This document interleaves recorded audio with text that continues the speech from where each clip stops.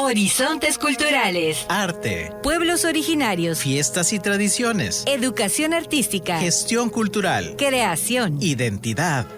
En Horizontes Culturales vamos al encuentro de espacios para la convivencia y la imaginación. Horizontes culturales. Un programa del Instituto Sonorense de Cultura. Bienvenidos a una nueva edición de Horizontes Culturales, un programa del Instituto Sonorense de Cultura en colaboración con Televisión Educativa. El día de hoy tenemos la presencia de un gran escritor, ensayista, uno de los jóvenes más interesantes del panorama literario en Sonora, Michel Giovanni Parra. Bienvenido. Muchas gracias por la invitación. Michel, antes de comenzar, aparte ganador del concurso de libro sonorense en ensayo en 2015 por la obra Sherlock Holmes en la escena del crimen. Antes de empezar, quería preguntarte, ¿quién es Michel Giovanni Parra? ¿Cómo empezó sus inicios en el ensayo, en la literatura? Yo creo que el interés de niño, ¿no? Por ejemplo, pues, por la literatura. Recuerdo, por ejemplo, que tenía un interés como muy pasional, ¿no? Por los dinosaurios, por ejemplo. Entonces yo creo que ahí comienza como que esta inclinación a armar historias, ¿no? Por un lado, y por otro lado desde la filosofía, como de querer saber, ¿no? Conocer el mundo, por así decirlo. Estudiaste filosofía en Tijuana. ¿Cómo fue ese proceso de por qué decidiste Tijuana? ¿Por qué no la UNAM o aquí, bueno, en letras en la Unison? ¿Qué fue lo que te motivó a ir allá? He de contarte que tenía pensado estudiar física o filosofía. Estaba entre esas dos carreras, ¿no? El interés prácticamente era el mismo, era como conocer más allá, ¿no? De lo que en la cotidianidad, por así decirlo, vemos, ¿no? Pero en ese entonces mi papá estaba viviendo en Tijuana y en Tijuana estaba la posibilidad de estudiar filosofía. Entonces mi plan fue estudiar filosofía primero y dije después estudiaré física. Es cierto que todavía es como un interés que tengo, ¿no? Entonces me voy a Tijuana, estudio filosofía ahí a 4 años y ya regreso a Obregón, doy un tiempo clases y luego vengo aquí a Hermosillo a hacer la maestría y posteriormente el doctorado. ¿Cómo fue estudiar filosofía? Pues diríamos que es toda una experiencia, porque, por ejemplo, ¿no? Estuvimos ahí estudiando filosofía y no es raro que te encuentres, por ejemplo, ciertos alumnos que durante cierto periodo pues tengan alguna crisis, ¿no? Y no lo digo en un mal sentido, o sea, en el sentido de que la filosofía a fin de cuentas implica un cuestionamiento y remueve, ¿no? También emocionalmente. Entonces la experiencia personal podría decirte, por ejemplo, que yo salí de filosofía y salí con cierta saturación y prácticamente un año sabático. Entonces el proceso de estudiar filosofía es un proceso que implica mucho emocionalmente. Vivir es vivir en crisis, decía Jasper. Michel, ¿cómo el salir, te tomas ese año sabático, cómo decides, o en ese año sabático, qué son los temas que te van interesando a ti de escribir y empezaste a escribir? Y sobre todo, ¿cómo fue que tú fuiste cayendo en el ensayo? Haz de cuenta que en ese año sabático lo que me dediqué fue en parte a tocar, ¿no? Es decir, en música. Trabajé en un grupo versátil. Estudié yo cuando tenía 15 años, me fui a Morelia a estudiar en un conservatorio de música clásica. Después regreso a Obregón. Entonces con esta inclinación musical prácticamente comienzo a trabajar en este grupo, pero posterior comienzo a dar clases en universidad y en preparatoria. Entonces tuve la oportunidad de impartir la materia de semiótica y análisis del discurso. Entonces, bajo esa necesidad que veo en los alumnos, como de comprender la importancia de estos temas, ya para la aplicación de sus carreras y también para el análisis pues, que va a implicar, bueno, digámoslo así, el análisis que implica, por ejemplo, lo social, las representaciones culturales, etcétera, pues comienzo a escribir este libro de Sherlock Holmes, aunado a una afición muy particular que tengo, que es el ilusionismo y que es también como los efectos psicológicos. A propósito de eso, escribo el libro y pues bueno, lo meto al concurso sonorense, gano en el 2015 y para el 2016 se publica el libro y para el 2018 entro a estudiar psicología, precisamente por esa misma línea, ¿no? De interés por los efectos psicológicos, los sesgos cognitivos y toda esa parte. Entonces, digamos, te podemos catalogar como un hombre renacentista, músico, psicólogo, filósofo, literato. ¿Cómo se va construyendo tu pensamiento con todas estas bases académicas que tienes, pero cómo vas encontrando tu propia voz? Es una pregunta interesante, ¿no? Por ejemplo, hay algunos escritores que mencionan a propósito de las voces, entra a los temas que de alguna manera te llaman la atención y a partir de ahí comienzas a escribir. Entonces, en lo particular, tengo como una preocupación muy constante, por ejemplo, sobre aspectos éticos o aspectos, por ejemplo, de los derechos humanos, el ámbito, por ejemplo, de lo político, en términos de la filosofía y sobre todo el análisis crítico de la sociedad. Entonces, a partir de esos intereses, sumado, por ejemplo, a los intereses científicos y luego literarios, pues se hace una combinación un poco sui generis y entonces comienzo como a conformar este tipo de voz, ¿no? Que a fin de cuentas quizá no es tan regional, pero sí tiene una preocupación muy constante sobre los aspectos que vemos en la cotidianidad. O sea, me interesa mucho pensar la filosofía y pensar la literatura en términos de lo que pueden potenciar en pensamiento crítico para analizar y transformar de alguna manera como nuestra condición. Claro, ¿es el ensayo el género que mejor se adecua a tu pensamiento? Yo creo que en este punto sí. También me afilio mucho a la poesía, pero pues parecería como diametralmente opuesto hasta cierto punto, pero yo creo que sí. Y también por otra cuestión, porque mi formación en investigación desde las humanidades implica también la formulación, por ejemplo, de artículos, ¿no? Propiamente de investigación. Entonces, de los artículos al ensayo, pues sí hay como un puente quizá un poco más cercano. Hay un cliché que se utiliza mucho cuando se habla de ensayo, que es lo que decía Alfonso Reyes, de que el ensayo es el centauro de los géneros, porque te permite mucha libertad ir concatenando diferentes estilos. ¿Cómo ha sido específicamente la construcción del libro de Sherlock Holmes y ahora con tu nuevo libro que está en ciernes? ¿Cómo ha sido esa construcción de pensamiento? ¿Cómo ordenas tú las ideas para plasmarlas? Es interesante porque en el de Sherlock Holmes, por ejemplo, tenía una serie de ideas, ¿no? Entonces, a partir de eso, por ejemplo, comienzo a encontrar, por así decirlo, ciertas líneas, ¿no? Que tocan de un tema a otro o que saltan de un tema a otro. Entonces, lo que imagino siempre es como la formulación de un diálogo. Y a partir de esa formulación de un diálogo, comenzar a escribir y luego resulta que el mismo libro te pide, por ejemplo, sabes que mira esto, tienes que tocarlo al principio y reestructurar todo. En cambio, ya quizá con un poco más de madurez, el libro que actualmente está en edición fue, por así decirlo, lo contrario.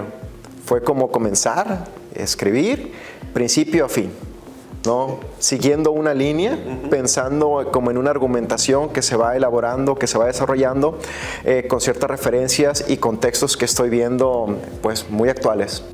Michel, ganas 2015 con el concurso del libro sonorense en el género de ensayo. Estamos a 2023, va a salir tu otro libro. Esos 8 años, ¿qué fue lo que te enseñaron o cómo fuiste evolucionando tú, tu voz, tu forma de ver la vida y la sociedad en general para llegar al libro que estás por presentar?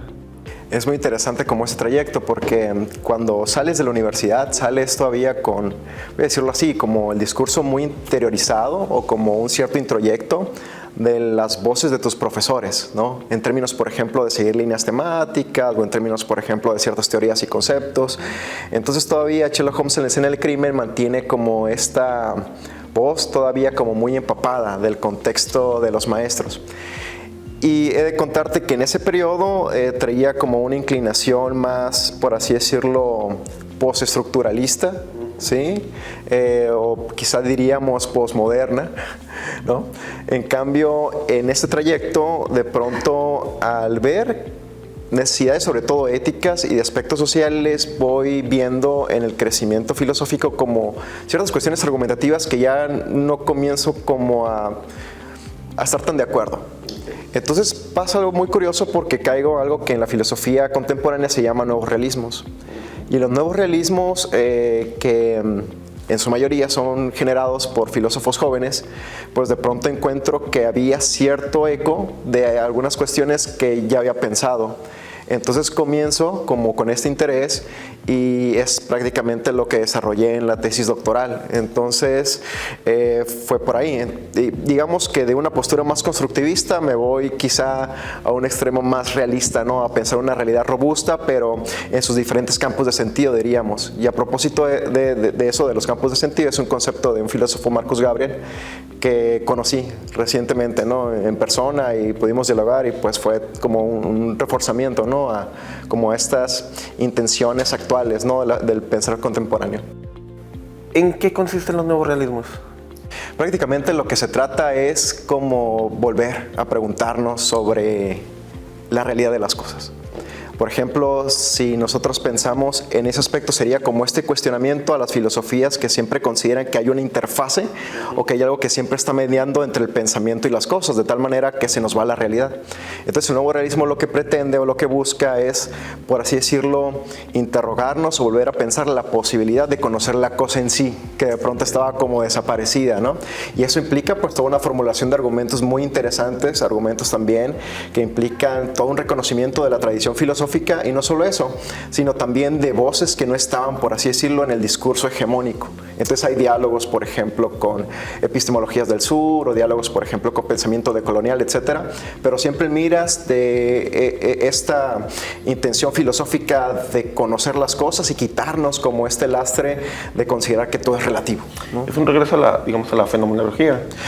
Más bien hay una crítica a la fenomenología porque todavía se considera, es un concepto que todavía se consideraría correlacionista. Okay. ¿Qué implica el correlacionismo? Prácticamente que lo que hemos establecido en la filosofía es una correlación entre nosotros y el mundo. No podemos pensar el sujeto sin el mundo, no podemos pensar el mundo sin el sujeto. Lo que está siempre primando es la correlación. Entonces podemos ver la correlación desde Kant hasta todavía los desarrollos de la fenomenología, porque en la fenomenología no hay una forma de salirte precisamente de la conciencia, ¿no? Michel, con estos 8 años que han pasado de tu primer libro a este libro que se llama Nunca Fuimos Humanos, que es una referencia también a un libro de Latour, de Nunca Fuimos Modernos, ¿verdad? Así es. ¿Qué es lo que cambia en ti como persona? Yo creo que no por el cliché, pero creo que cuando estudias una carrera relativa, por ejemplo, a las humanidades, creo que quizá puedes tener cierta soberbia respecto a considerar que sabes más que el resto, ¿no? Y creo que en todo este trayecto siempre ha sido como un darte de topes de que la filosofía o el pensamiento está más allá de lo que de pronto consideras tú en términos conceptuales o en términos teóricos. Entonces creo que siempre ha sido como, mejor dicho, últimamente más, como es esta preocupación de escuchar al otro. Y en ese escuchar al otro también tener una retroalimentación y decir, ¿sabes qué? Hay que hacer ajustes. Y entonces siempre la filosofía tiene que tener para mí esa posibilidad de transformar. No lo quiero decir, por ejemplo, en términos de ir a hacer una revolución, que algunas posturas dirían eso, ¿no? Pero creo que la filosofía tiene que tener diálogo abierto con las disciplinas, y creo que el hecho de haber estudiado, por ejemplo, humanidades implica ese diálogo, que siempre implica como un grado de bajarle como 2 rayas como al discurso filosofante, decirlo así. Por ejemplo, escuchar a un literato, escuchar a un historiador, un sociólogo, siempre implica como cuestionar también tu lugar y tu área de discurso, ¿no? Michel, cuéntanos un poco, bueno, más bien te voy a preguntar, ¿en qué punto estamos de la historia? ¿En qué punto estamos de la historia? Es una pregunta muy difícil. Por ejemplo, si pensamos en términos historiográficos y pensamos en perspectiva, quizá nos podríamos equivocar en términos de pensar lo actual. Pensar lo actual siempre es lo más difícil. Pero bueno, en mi parte de decir que el libro de Nunca Fuimos Humanos trata de lo que llamo la constitución transhumanista, yo diría que estamos en la constitución transhumanista. No propiamente en el transhumanismo, pero en la constitución transhumanista. Bueno, primero, ¿qué es el transhumanismo y cómo estamos guiándonos o caminando, no sé si desamparadamente o de una forma determinista, pero ¿en qué consiste el transhumanismo? Pues hay diferentes formas de definirlo. Diferentes autores no mencionan como una parte del transhumanismo, pero podríamos resumirlo de una manera así como muy sencilla, como esta inclinación o este movimiento, o por ejemplo esta tecnofilosofía que buscaría la hibridación entre el ser humano y la tecnología, o el ser humano y las máquinas, con miras, por ejemplo, al mejoramiento humano, al mejoramiento cognitivo, mejoramiento intelectual, mejoramiento físico, y todavía con una pretensión mayor que sería la búsqueda, por así decirlo, de la inmortalidad. Sí. Claro. Michel, en esa búsqueda también surgen evidentemente cuestionamientos éticos, como en de la búsqueda del transhumanismo hay una mejora genética. ¿Cómo incluyes tú esas problemáticas en tu libro?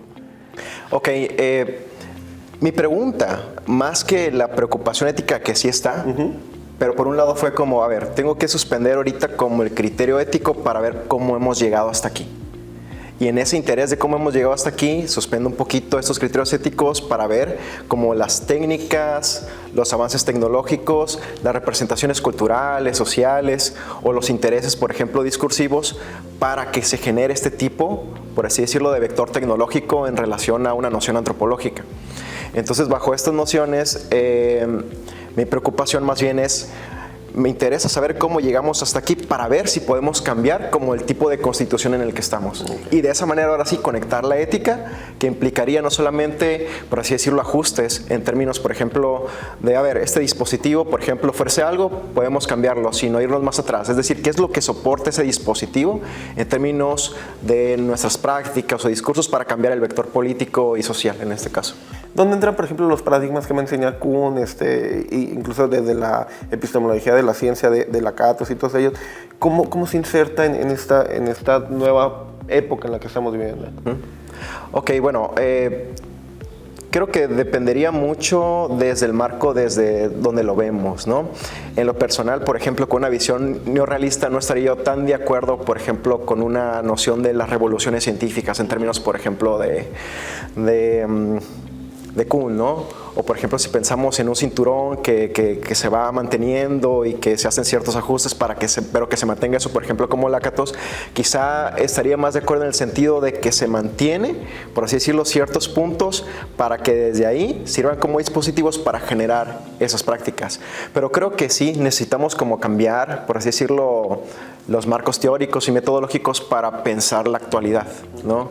Y en ese aspecto creo que todavía estamos como en este reto de formar un nuevo pensamiento, un pensamiento del actual, ¿no? De la emergencia, un pensamiento de lo intempestivo, por así decirlo. Michel, con toda esta época, ya es que a todo se le pone el epíteto de la posmodernidad y todo eso se ha convertido como en el coco, sí. Pues, lo posmoderno, y para bien, para mal, hay una erosión ya del concepto. ¿Cómo identificas tú el tiempo en el que estamos, los fenómenos que están surgiendo, la posverdad, que no es algo nuevo, pero pues, está muy ahorita muy en lo mediático? ¿Qué lectura le das tú al momento actual que estamos viviendo? Ok, es un periodo de hibridación. Como tú mencionaste, por ejemplo, a propósito de Latour. Latour ve que en la constitución moderna comienza lo que llama la proliferación de los híbridos. Se busca, dice Latour, como purificar dos instancias, ¿no? Por ejemplo, el yo. Es necesario purificar el yo para pensar en términos no religiosos, por así decirlo. ¿Cuáles son los límites y los alcances del pensamiento? Pues hay que purificar el pensamiento de las cuestiones sociales, culturales, después va a cambiar eso, ¿no? Entonces, a propósito de la hibridación, Latour dice que es algo que se produce, pero de una manera como encubierta. Creo que en la Constitución transhumanista hay un propósito de exponer precisamente la hibridación para, de alguna manera, influir socialmente en búsqueda de esta hibridación y la posibilidad de esta transformación corpórea. Entonces, bajo esta noción, yo diría que algo predominante es una exposición de la hibridación, pero también cuestiones, por ejemplo, de vectores tecnológicos. A propósito de eso, quisiera mencionar algo rápidamente. Traigo muy de la mano el concepto de cosmotécnica de Yu Hui, que es un filósofo asiático. Él, por ejemplo, menciona que la cosmotécnica es prácticamente como la relación entre el orden moral, el orden cosmológico, que generan un aspecto técnico o está mediado por un aspecto técnico. Entonces, para Yu Hui sería cómo nosotros podemos cambiar el vector político a propósito de cambiar nuestra noción de la tecnología para cambiar precisamente los aspectos morales y nuestra noción del cosmos. Entonces, creo que en la actualidad estamos muy dominados por una cierta versión de la moralidad y una cierta versión cosmológica, y creo que eso es lo que se tendría que romper. Qué interesante. Michel, yo sé que los ensayistas no están para dar conclusiones o respuestas absolutistas, pero cuando terminas Nunca fuimos humanos, ¿qué es con lo que te quedas? ¿Qué conclusiones arroja tu obra? Ok, hay unos conceptos ahí, por así decirlo, de propio cuño, ¿no? Uno es el de hiperéstasis, que hiperéstasis implicaría una hipóstasis. Bueno, pero es una cuestión un poco más técnica, ¿no? Pero de ahí hablo de lo que sería, por ejemplo, un tercer cuerpo y un proceso de excarnación, que el proceso de excarnación prácticamente es un proceso que nosotros estamos haciendo que significa lo siguiente, es decir, nosotros buscamos sintetizar toda la realidad en términos de datos, de códigos y de codificación, y por lo tanto hay un proceso de excarnación donde implicaríamos nosotros cambiarnos de un soporte a otro. Pero también en ese cambio de soporte a otro implica un análisis de la plasticidad de nuestros límites para ver qué tanto en la inmanencia podemos trascender. Entonces se invierten los términos. Pensábamos, por ejemplo, nosotros la trascendencia como algo determinista, y lo contingente, lo que podría o no ser, lo pensamos en términos, por ejemplo, quizás azarosos, ¿no? Y en la constitución transhumanista es al revés, es decir, buscamos en la contingencia la plasticidad para encontrar la trascendencia. Ese sería el punto. Entonces, en el proceso de excarnación buscamos ese cambio de soporte, pero también se implica la posibilidad, por ejemplo, de ser más animales o de ser transespecies o ser más maquinales, volvernos máquinas. Los animales buscarían, por ejemplo, con la tecnología humanizarse más o hacerse máquinas, mientras que las máquinas buscarían animalizarse o hacerse más humanas. Michel, en ese sentido, hace unos días estuviste en la sala de arte del instituto, donde estuviste hablando precisamente de la constitución del transhumanismo. Llegué de barrido, pero alcancé a escuchar dos términos que me gustaron, o bueno, dos conceptos. Uno, que era que, por ejemplo, en la inmortalidad hay un elemento teológico, ¿no? Va muy unido esta búsqueda de la divinidad con inmortalidad. Y el otro, retomabas a Nietzsche, que también, como pasa con la posmodernidad, Nietzsche se ha convertido en una especie de... Se ha erosionado su imagen para mal y para bien. Se le refiere a él como el filósofo de los pubertos o cositas así, cuando el contenido y el cuerpo filosófico de Nietzsche es mucho más complejo. ¿Cómo insertas a Nietzsche en toda esta idea de la modernidad y de esta transición que estamos viviendo? Ok, es una pregunta interesante porque... voy a decirlo así, como uno de mis primeros amores filosóficos fue Nietzsche, ¿no? Creo que todos pasamos por ahí. Considero todavía muy, muy valioso a Nietzsche, pero ya posteriormente con los nuevos realismos y todo esto, podría yo decir que tengo un encanto muy fuerte por Nietzsche, pero no comparto muchas de sus ideas. Por ejemplo, voy a decir una que yo creo que es la que tocó un poco ahí en la conferencia. Nietzsche, en el ensayo autocrítico del Nacimiento de la Tragedia, el Nacimiento de la Tragedia, pues un escritor muy primario de Nietzsche, no estaba muy joven, creo que tenía como 27 años cuando lo escribe. Ya en el ensayo de prólogo, él dice que el mundo solo tiene justificación como fenómeno estético, no propiamente como un fenómeno ético. Entonces, esto a propósito, por ejemplo, del pensamiento posmoderno, se implica que si nosotros identificamos como ética con estética, pues de alguna manera todo nos está permitido, ¿sí? Es decir, toda la generación de sentido humano, por ejemplo, no es sino algo contingente. No niego la contingencia, por así decirlo, del sentido humano, pero a fin de cuentas, el sentido humano, en tanto interrogante humana, implica cierta condición, y lo que me interesa en este caso sería la condición que tenemos para interrogarnos sobre el sentido, y ahí implicaría ya un nivel realista, ¿no?